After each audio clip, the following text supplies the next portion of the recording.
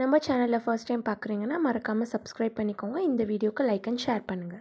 சரவணன் பாட்டுக்கு இங்கே கடையில் வேலை பார்த்துட்டு இருக்காங்க. அப்போது கரெக்டாக மாமா மாமான்னு சவுண்ட் கேட்குது. அவர் சரி நமக்கு தான் பிரம்ம போல் அப்படின்னு இக்னோர் பண்ணிடுறாரு. திரும்ப திரும்ப சவுண்ட் கேட்கவும் யாருடா அதுன்னு பார்த்தா மயில் வந்திருக்கா. இவர் பாவங்க, அவர் வாழ்க்கையும் இழந்துட்டு மொத்த குடும்பத்தோட ஜெயிலுக்கு போய் அவமானப்பட்டு ரொம்ப டிப்ரெஷனில் இருக்கார். திரும்ப திரும்ப இந்த பொண்ணு வந்து டிஸ்டர்ப் பண்ணிகிட்டே இருக்க அவரை. இந்த பொண்ணு சரியான ஆளு தாங்க, நாடகக்காரி, கிராதகியாக இருக்கா. அவளை பார்த்த உடனே இவருக்கு கோவம் தாங்க முடியலங்க.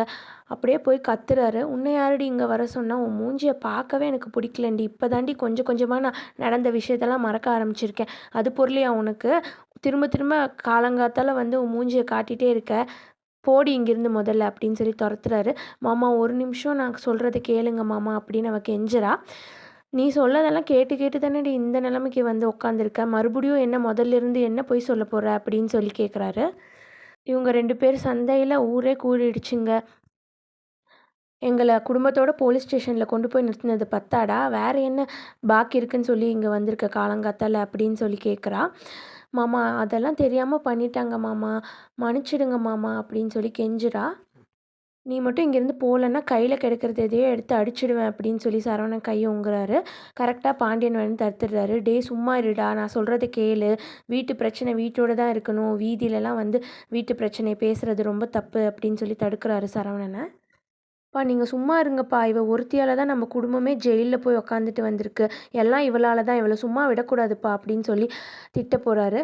சும்மா இரு சரவணா, நான் சொல்கிறத மட்டும் கேளு மாமா, நீங்களாச்சும் கேளுங்க மாமா அப்படின்னு திரும்ப திரும்ப மயில் பாண்டியனையும் இம்சை பண்ணுறா. அம்மா பொம்பளை புள்ள, அதுக்குண்டான மரியாதை கொடுக்கணும்னு பார்க்குறம்மா, நீ ஏன் கெடுத்துக்காத, தயவு செஞ்சு இங்கேருந்து கிளம்புன்னு சொல்லி பாண்டியனும் சொல்கிறான். அப்பா இவக்கிட்டலாம் என்னப்பா பேச்சு, இவளை கழுத்தை பிடிச்சி வெளியே தள்ளணும். இவ குடும்பமே ஒரு நாடகக்கார குடும்பம். இவளும் வந்து காலங்கத்தால் கடை முன்னாடி நாடகம் போடுறான். உனக்கு தான் டைவர்ஸ் நோட்டீஸ் அனுப்பியிருக்கல்லடி, தயவு பண்ணி டைவர்ஸ் வாங்கிட்டு குடும்பத்தோட காலி பண்ணிட்டு போங்க ஊரை அப்படின்னு சொல்லிட்டு கத்துறான். மாமா டைவர்ஸ் எல்லாம் சொல்லாதீங்க மாமா, டைவர்ஸ் எல்லாம் வேணாம் மாமா அப்படின்னு சொல்லி மயில் கெஞ்சுறா. உன்னை டைவர்ஸ் பண்ணலைன்னா நான் போய் சத்து போயிடுவேண்டி அப்படின்னு சொல்லி சரவணன் கத்துறான். என்ன மாமா இப்படிலாம் சொல்கிறீங்க, பெரிய பெரிய வார்த்தைலாம் சொல்லாதீங்க மாமா, சாமானெல்லாம் எதுக்கு மாமா கொடுத்து அனுப்பியிருக்கீங்க அப்படிங்கிறான். ஆமாம் ஆமாம், நீ கொடுத்த கம்ப்ளைண்ட் எல்லாம் பத்தாது, இன்னும் சாமானியம் அனுப்பலைன்னா என் சீப்பை காணும் சோப்பை காணும்னு இன்னொரு தடவை கம்ப்ளைண்ட் எடுத்துகிட்டு வருவீங்க.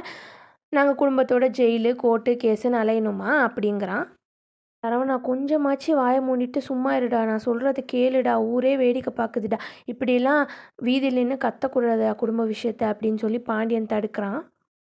இதை பாருமா, கேஸு வந்து கோர்ட்டில் போயிட்டுருக்கு, என்னடா இருந்தாலும் கோர்ட்டில் பேசிக்கலாம், இங்கே சும்மா வந்து பிரச்சனை பண்ணிகிட்டு இருக்காத அப்படின்னு சொல்லி பாண்டியன் ஆட்டோ வர வைக்க கிளம்ப சொல்கிறான் மயிலை. ஆமாம், கோர்ட்டில் நடக்கிற கேஸில் நான் வந்து எங்கள் வீடு பக்கம் தான் நியாயம்னு சொல்லி நிரூபித்து அவங்க மூலியமாகவே நான் டிவோர்ஸ் வாங்குறேனா இல்லையான்னு பாரு அப்படின்னு சொல்லி சரவணன் கத்திட்டே இருக்கான். எவ்வளோ ஃப்ராடு குடும்பமாக இருக்கீங்க நீங்கள், நீ தான் ஃப்ராடுன்னு பார்த்தா உங்கள் குடும்பமே ஃப்ராடாக இருக்குது, தயவு செஞ்சு கிளம்பு இங்கேருந்து, உன் மூஞ்சில் முழிக்க கூட எனக்கு விருப்பம் இல்லை அப்படின்னு சொல்லி 2 பேருமே துரத்துறாங்க.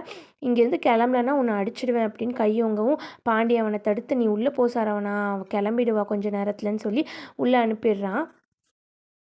அவள் கிளம்புற மாதிரி தெரியலங்க. மாமா மாமான்னு அப்படியே நாடகம் போட்டுட்டு நின்றுட்டுருக்கா. அம்மா தயவு செஞ்சு கிளம்புமா, எதாக இருந்தாலும் கோர்ட்டில் பேசிக்கலாம், இங்கே நின்று ட்ராமா போட்டுட்ருக்காத அப்படின்னு பாண்டியனும் மயிலை அனுப்பி வைக்கிறான். பாவங்க மயில், என்னதான் இருந்தாலும் அவள் வாழ்க்கை இங்கேயே முடிஞ்சிருச்சுங்கிறத அவளால் ஏற்றுக்கவே முடியல. அவள் அவங்க அப்பா அம்மா பேச்சை கேட்டு இவ்வளோ பொய் சொன்னதுனால தான் இங்கே வந்து நின்றுட்டுருக்கா வாழ்க்கைக்காக கெஞ்சிட்டு. அவள் சுய புத்தியோடு நடந்த அன்றைக்கே நடந்த உண்மையெல்லாம் புருஷன்கிட்ட சொல்லியிருந்தா இவ்வளோ பிரச்சனை வந்திருக்காது. கடைசியாக நீங்களாவது கேளுங்க மாமான்னு சொல்லி கெஞ்சிரா. தயவு செஞ்சு கிளம்பிடுமா, இதுக்கு மேலே பேச ஒன்றும் இல்லை அப்படின்னு சொல்லவும் மயில் ஆட்டோவில் ஏறி கிளம்பிடுறா. அதான் உங்களுக்கெல்லாம் வந்த வேலை முடிஞ்சதில்ல, இன்றைக்கி ஒரு சம்பவத்தை பார்த்துட்டிங்களா, போதுமா மனசு திருப்தியா, கிளம்புங்க அப்படின்னு சொல்லி அங்கே கூடியிருந்த கூட்டத்தை கிளப்பி விட்டுடுறான் பாண்டியன். இங்கே காந்திமதி வீட்டில் வந்து எல்லாரும் உட்காந்து டைனிங் டேபிளில் பேசிகிட்டு இருக்காங்க. சின்னண்ணங்காரனும் பெரியண்ணங்காரனும் வரவு செலவு கணக்கை பார்த்துட்டு இருக்காங்க. அப்போது கரெக்டாக கோமதியும் ராஜியும் வீதியில் நடந்து வந்துட்டுருக்காங்க. அத்தை வாங்கத்தை உள்ளார போகலாம், என்னை ஏற்றுக்கிட்டாங்களே எங்கள் வீட்டில், அது மாதிரி உங்களையும் ஏற்றுப்பாங்க அத்தை, உங்களுக்கும் எல்லா உரிமையும் இருக்குது வாங்கன்னு சொல்லி கூப்பிட்றா. கோமதி தயங்கிட்டே தாங்க உள்ளே போகிறா. எவ்வளோ வருஷம் ஆச்சு உள்ளார போய், ஏற்றுப்பாங்களா அப்படிங்கிற ஒரு தயக்கத்தோடு உள்ளார போயிடுறா. அங்கே வந்து இவங்க வந்ததை யாரும் கவனிக்காமல் பேசிகிட்டு இருக்காங்க எல்லாரும். இவ வந்து அம்மான்னு சொல்லி கூப்பிடவும் காந்திமதி திரும்புறா. யாருடா கோமதி வாய்ஸ் மாதிரி இருக்குன்னு சொல்லி திரும்பி ரொம்ப பூரிப்போடு பார்த்துட்ருக்கா அவங்க பொண்ணு வந்ததை. எல்லாரும் என்ன ரியாக்ட் பண்ணுறதுன்னே தெரியாமல் மூஞ்சி மூஞ்சி பார்த்துட்ருக்காங்க. எல்லார் ஃபோக்கஸும் சின்ன அண்ணங்காரன் பெரிய அண்ணங்காரன் ஃபேஸில் தான் இருக்குது. என்ன சொல்ல போகிறாங்க 2 பேருங்கிற மாதிரி எல்லாரும் அமைதியாக உட்காந்துட்டே இருக்காங்க. அப்புறம் அவங்க அம்மாக்காரி தான் எந்திரிச்சு போகிறா. முதல்ல அவங்க பொண்ணு இல்லையா, அதனால் அவளுக்கு மனசு கேட்கல, எந்திரிச்சு போகிறா. அவங்க அண்ணிக்காரங்க 2 பேரும் அங்கேயே தான் நின்றுட்டுருக்காங்க. புருஷங்காரங்க என்ன சொல்ல போகிறாங்க அப்படிங்கிற மாதிரி. வாம்மா வா, எனக்கு ரொம்ப சந்தோஷமா நீ வந்தது. நீ வரணும்னு நான் நிறைய நாள் ஆசைப்பட்டிருக்கேன், நிறைய வருஷம் ஆசைப்பட்டிருக்கேன். ஆனால் கடைசியாக நீ வருவேன்னு கொஞ்சம் கூட நான் நினச்சி பார்க்கவே இல்லைம்மா, ரொம்ப சந்தோஷம்னு சொல்கிறா. அவங்க அண்ணிங்க தயங்கி நின்னதை பார்த்து கோமதி எப்படி இருக்கீங்க அண்ணி அப்படின்னு சொல்லி நல்லா விசாரிக்கிறா. அவங்க அண்ணிங்களும் தயங்கிட்டே புருஷன்காரங்க என்ன சொல்ல போகிறாங்கன்னு தயங்கிட்டே வராங்க. நான் நல்லா இருக்கேன் கோமதி, நீங்கள் எப்படி இருக்கீங்கன்னு சொல்லி 2 பேருமே மாற்றி மாற்றி நல்லா விசாரிச்சுக்கிறாங்க. பொதுவாக நாத்தனார் வீட்டுக்கு வந்தாலே அன்னிக்காரிங்க மூஞ்சியை தூக்கி வச்சுப்பாங்க. ஆனால் இவங்க பாருங்கள் ரொம்ப நல்ல டைப்பாக இருக்காங்க. அவள் வந்ததை ரொம்ப ஆசையாக பார்த்துட்டு இருக்காங்க. குடும்பமே கடைசியாக ஒன்று சேர்ந்துருச்சு போலங்கிற மாதிரி. பழனியும் மேலேருந்து கீழே இறங்கி வரவும், அக்கா என்னக்கா நீங்கள் வந்திருக்க, என்னத்தா அதிசயம்லாம் நடக்குது நம்ம வீட்டிலன்னு சொல்லி காந்திமதியும் பழனியும் கோமதியை வரவேற்கிறாங்க. வாங்க அக்கா, உள்ளார வாங்க, இங்கேயே நின்றுட்டுருக்காங்க. அத்தா வா, நீயும் இங்கேயே நிற்க வச்சு பேசிகிட்டு இருக்கேன்னு சொல்லி எல்லோரும் உள்ளே கூட்டிகிட்டு போகிறாங்க. அவங்க அண்ணங்காரங்க அப்படியே உட்காந்துட்டு இருக்காங்க. என்ன பேசுகிறது ஒன்றுமே புரியாமல். சின்ன அன்னிக்கறி தயங்கிட்டே கேட்குறா, ஏதாச்சும் குடிக்கிறியா கோமதி, சாப்பிட கொண்டு வரட்டான்னு அவங்க புருஷனை பார்த்துட்டே. இல்லை ஒன்றும் வேணாம் பரவாயில்ல நீன்னு சொல்கிறா. ராஜி சந்தோஷமாக, நான் தான் கூட்டிகிட்டு வந்தேன் அத்தையை, எனக்கு மட்டும் சொந்தம் இல்லை, இந்த வீடு அத்தைக்கும் சொந்தம் தானே, அவங்களுக்கும் எல்லா உரிமையும் இருக்குது தானே, வர்றேன், எவ்வளோ நாள் தான் அங்கே அத்தையும் இங்கே அப்பத்தாவும் என்கிட்டே இருப்பாங்க, அதனால தான் நான் கூட்டிகிட்டு வந்தேன், என்ன நீங்கள் எல்லோரும் ஏற்றுக்கிட்ட மாதிரி அத்தையும் ஏற்றுப்பீங்கன்னு எனக்கு நம்பிக்கை இருக்குது அப்படின்னு சொல்லி ராஜி பேசிகிட்டு இருக்கா. அப்போது கோமதி எல்லோரும் சைலண்ட்டாக இருக்கிறத பார்த்துட்டு, சரி நான் வந்த விஷயத்த சொல்லிடுறேன், ரொம்ப நன்றி, நானும் என் குடும்பமும் கஷ்டத்தில் இருக்கிறப்போ நீங்கள் வந்து டைமுக்கு உதவி பண்ணீங்க, அதை நான் என் வாழ்க்கையில் மறக்கவே மாட்டேன், ரொம்ப நன்றி. அதுக்கு கைமாறாக உங்கள் எல்லாருக்கும் என் கையால் நான் விருந்து சமைச்சு போடணும்னு ஆசை, நீங்கள் எல்லோரும் ஒரே ஒரு தடவை எங்கள் வீட்டுக்கு வாங்க, என் கையால் சமைச்ச விருந்து சாப்பிட்றதுக்குன்னு சொல்லி ஆசையாக கூப்பிடுறா.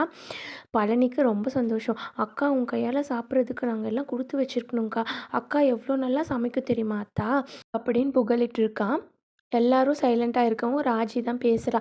என்ன எல்லாரும் சைலண்ட்டாக இருக்கீங்க, அப்பா சித்தப்பா ஏதாச்சும் பேசுங்க, அதான் அத்தை இவ்வளோ இதாக கூப்பிடுறாங்கல்ல, வரேன்னு ஒரு வார்த்தை சொல்லுங்கள், இவ்வளோ நாள் பேசிட்டு தானே இருந்தீங்க, என்கிட்டயும் பேசுனீங்க தானே, அதே மாதிரி அத்தைக்கிட்டேயும் பேசுங்க அப்படின்னு சொல்லி ராஜி கேட்குறா. அது ஒன்றும் இல்லைம்மா, இவ்வளோ வருஷம் பேசாமல் திடீர்னு என்ன பேசுகிறதுன்னு தெரியல, அதனால தான் தயங்குறாங்க, வேற ஒன்றும் இல்லை அப்படின்னு சொல்லவும், என்ன தயக்கம் இதில், சொந்த தங்கச்சி தானே, தங்கச்சிக்கிட்ட பேசுகிறதுக்கு எதுக்கு தயக்கம் அப்படின்னு சொல்லி ராஜி ஒன்றுமே புரியாத மாதிரி கேட்டுட்ருக்கா. கொடுத்ததெல்லாம் போதும் பொங்கி எழுடா அப்படிங்கிற மாதிரி சின்ன அண்ணங்கார் எந்திரிச்சிடுறான். என்னதான் நம்ம 2 குடும்பத்துக்குள்ளே பகை இருந்தாலும் 3வது மனுஷங்க யாரோ வந்து உங்களை ஏறி மிதிக்கிறத என்னாலையும் அண்ணனாலையும் பார்த்துட்ருக்க முடியாது.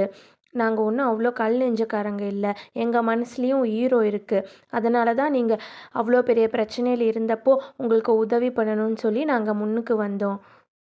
நான் ஒத்துக்கிறேன், கோர்ட்டில் நானும் அண்ணன் 2 பேருமே தான் வந்து சாட்சி சொன்னோம் உங்கள் குடும்பத்துக்காக. உங்களுக்கு ஒரு கஷ்டம் வந்துச்சா, என்னதான் இருந்தாலும் ரத்த பசன்னு உதவி பண்ணமா, அவ்வளோதான், அதோட எல்லாம் முடிஞ்சது. அதுக்காக திரும்ப எங்கள் வாசப்படி ஏறி வந்து பொங்கலுக்கு வாங்க, தீபாவளிக்கு வாங்க, விருந்து சாப்பிட வாங்கன்னு சொல்லி கூப்பிடக்கூடாது, உங்களோட ஒன்று மண்ணாலாம் நாங்கள் பழக முடியாது அப்படின்னு சொல்லி கட் அண்ட் ரைட்டாக சொல்லிடுறான் சின்ன அண்ணங்காரன். ஏன்டா இப்படி மூஞ்சியில் சுட தண்ணி ஊற்றுன மாதிரி இப்படி பேசுகிறேன்னு சொல்லி காந்திமதி கேட்கும். ஆத்தா நீ சும்மா இரு ஆத்தா, உனக்கு ஒன்றுமே தெரியாது, புரியவும் புரியாது, உங்களுக்கு ஒரு பிரச்சனை வந்துச்சு, நாங்கள் கூட பிறந்த அண்ணங்களா எங்களால் என்ன முடியுமோ அதை பண்ணிட்டோம், அவ்வளோதான், அதுக்காக இவ்வளோ வருஷமாக நடந்த விஷயம் இருந்த பகை எல்லாத்தையும் நாங்கள் மறந்துட்டோன்னு அர்த்தம் இல்லை, அதெல்லாம் எங்கள் உள் மனசில் ஆழமாக பதிஞ்சிருக்கு, அது எந்த காலத்துலேயும் அழியாது அப்படிங்கிறான். காந்திமதி டே பார்த்து பேசுடா, அது உன்னோட சொந்த தங்கச்சிடா அப்படிங்கிறான். ஆத்தா உனக்கு ஒன்றுமே புரியாதாத்தா, அந்த வலி வந்து எனக்கும் அண்ணனுக்கும் மட்டும்தான் புரியும், 30 வருஷம் ஆத்தா, 30 வருஷமாக இருந்த வலி அது ரணமாக இருக்குது, அது எந்த காலத்துலேயும் போகாதாத்தா, இந்த ஊரே அந்த பரதேசி கூட ஓடி போனப்போ எங்கள் அண்ணனையும் என்னையும் பார்த்து சந்து சிரித்தது அது எங்களுக்கு மட்டும்தான் தெரியும். அவள் எப்போ அந்த பரதேசி கூட ஓடி போனாலோ அவளும் அவள் குடும்பமும் எனக்கு பரதேசி தான் அத்தா. எந்த காலத்துலேயும் அந்த விஷயத்தை என்னால் மறக்கவே முடியாது, அவங்கள ஏற்றுக்கவும் முடியாது அத்தா அப்படிங்கிறான். முதல்ல எந்த மூஞ்சியோட நீ இந்த வீட்டு வாசப்படி மிதிச்ச, கிளம்பி போயிட்டே இரு அப்படின்னு சொல்லி கத்துறான். பெரியண்ணங்கார பார்த்துட்டு அமைதியாக இருக்கான், பேசுகிறதுக்கெல்லாம் ஒத்து ஊதுற மாதிரி. ராஜி வந்து கேட்குறா, அப்பா நீங்கள் பார்த்துட்டு என்னப்பா பேசாமல் அமைதியாக இருக்கீங்க, எனக்காக தானப்பா அத்தை வந்தாங்க, நான் தான்ப்பா அத்தையை கூட்டிகிட்டு வந்தேன், அமைதியாக இருக்காதீங்கப்பா ஏதோ பேசுங்க அப்படின்னு சொல்லி அவங்க அப்பாவை கேட்குறா. என்ன பேச சொல்கிற, அவன் சொல்கிறதெல்லாம் கரெக்டு தானே, எனக்கு பதிலாக தான் அவன் பேசிகிட்டு இருக்கான் அப்படிங்கிறான். அவன் சொல்கிறதெல்லாம் கரெக்டுங்கிற மாதிரி அக்காவுக்கு சப்போர்ட் பண்ண வந்த பழனியும் தடுத்துடுறான். கொன்னுடுவேன் பார்த்துக்கோ பழனி, அவளுக்கு சப்போர்ட் பண்ணிட்டு நின்னேன்னா தொலைச்சி கட்டிடுவேன், உன் வேலை என்னமோ அதையே பார்த்துட்டு அப்படின்னு சொல்லி பெரிய அண்ணங்கார எல்லாரையும் தடுத்துடுறான். காந்திமதிக்கு மனசே கேட்கலங்க. பொண்ணு இவ்வளோ வருஷம் கழித்து வந்திருக்கா, என்ன 2 மகன்களும் இப்படி பேசுகிறாங்கன்னு சொல்லி, நீ இருமா ஒரு நிமிஷம் இரு நான் பேசுகிறேன் அப்படிங்கிறான். பேச வேண்டியதெல்லாம் பேசியாச்சு, எல்லாரும் அவங்க வீட்டை பார்த்து கிளம்பிட்டே இருக்கலாம், இங்கே நின்று பேசுகிறதுக்கெல்லாம் ஒன்றும் இல்லை அப்படின்னு சொல்லிட்டு பெரிய அண்ணங்காரனும் ஸ்ட்ரிக்டாக சொல்லிடுறான். ராஜி பேச ட்ரை பண்ணவும் கோமதி தடுத்துடுறா. நீ அமைதியாக இரு ராஜின்னு தடுத்துட்டு, இவ்வளோ வருஷமாக இருந்த பகையை மறந்துட்டு நான் இந்த வீட்டு வாசப்படி மிதித்தது தப்பு தான், 2 பேரும் என்னை மன்னிச்சிடுங்கன்னு சொல்லி கோமதி ரொம்ப அழுதுகிட்டே மன்னிப்பு கேட்குறா. அதோட இந்த எபிசோடை முடிச்சிடுறாங்கங்க. சின்ன அண்ணங்காரன் பயங்கர உஷாருங்க. எங்கே சொத்தில் பங்கு போட்டுருவாங்களோன்னு சொல்லி யாரையும் அண்டை விடவே மாட்டேங்கிறான். பெரிய அண்ணங்காரன் அவங்க பொண்ணு வந்தால் பேசுகிறான், தங்கச்சி வந்தால் பேச மாட்டேங்கிறான். ஆளாளுக்கு இப்படி இருக்காங்க. என்ன நடக்குதுன்னு பார்க்கலாம் இன்னும் அடுத்த எபிசோடில். தேங்க்யூ.